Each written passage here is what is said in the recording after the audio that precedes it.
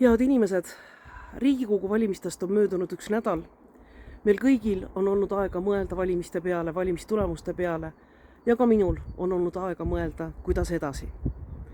Aga enne tahaksin ma tänada kõiki teid, kes te toetasite mind, kes te toetasite sotsiaaldemokraate. Suur tänu teile.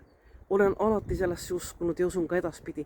Iga hääl loeb, iga arvamus on oluline. Ja mul on eriti hea meel Riina Helmeni ja Helja üle, sest tegelikult me kordasime oma 2019. aasta tulemust. Jah, võidukast viisikust on puudu Katri, aga Katri teeb suurepärast tööd Narvas ja niikuinii ta on meiega.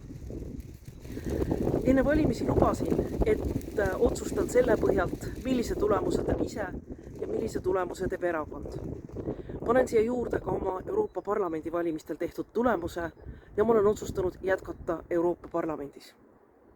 Ma arvan, et praeguses seisus on minust seal rohkem abi, rohkem kasu ja ma saan Eesti heaks seal rohkem ära teha. Minu otsust mõjutas ka see, kes on minu asendusliige.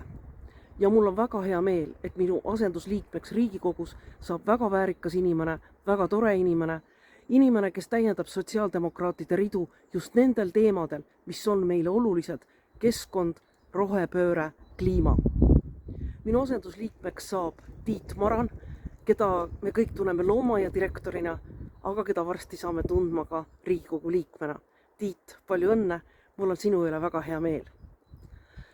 Mina ka jätkan Euroopa Parlamendi tööst rääkimist, nii et järgmine kord juba räägime Strasbourgist ja veel kord suur tänu teile. Ütlesin mõned nädalad enne valimisi, et Eestit tuleb päästa EKRE-st. Ja me ei päästnud Eestit EKRE-st, aga EKRE ei saa valitsusse.